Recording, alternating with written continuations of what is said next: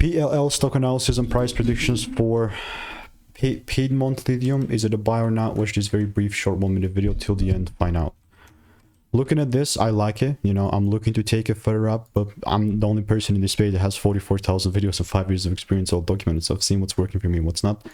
When I say I like it, it doesn't mean that I'm immediately gonna pop out here, start buying. No. Well, I'll mark up my higher time frame target at 910. That's the previous stop. And then genuinely looking at this market, it's just how can I find the freaking gap so I can get myself involved and not freaking miss out. And look, missing out is part of trading. Welcome to trading, right? Like, only if the price pulls down a bit and gives me like a 1 minute, 5 minute confirmation would I look to take things up. Randomly buying will just not be happening. And all I'm doing in the meantime, I'm just waiting for rules to be met. That's it. So let me know what is your opinion on PLL.